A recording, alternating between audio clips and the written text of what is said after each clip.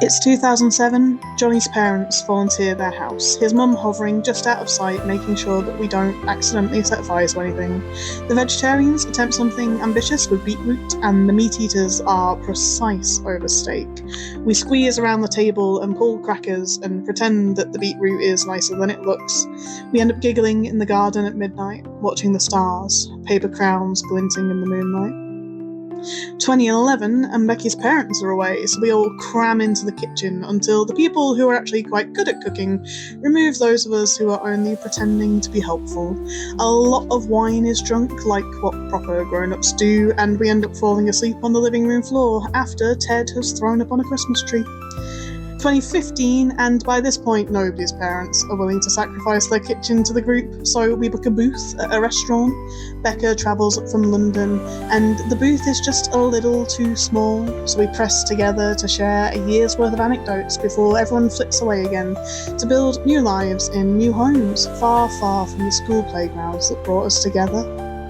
2017, and Luke has bought a house. The game has been changed. We vastly overestimate the amount of roast potatoes that we can consume, but we make a valiant effort nonetheless. We end up dozing off on couches or watching Christmas movies into the small hours. An attempt at a jigsaw lies abandoned next to the cat. 2019, and there's one fewer chair around the table, and a grief that is too heavy. There's nothing to say this year. 2020, and we meet over Zoom, scattered across the country, across the world, with growing families and new homes and new careers, and sometimes you catch glimpses of the adults that we've become, talking about taxes and mortgages, and it's impossible to understand where the time has gone.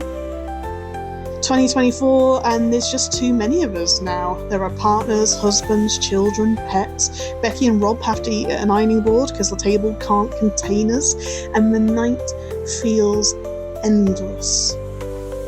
2025, and I think, how lucky are we? How lucky that after all of this time, after all of the lives that we've lived, after all of the versions of ourselves that we have been, that we still love each other so much. Everything changes. But for one night a year, we're still just children, laughing together in the moonlight.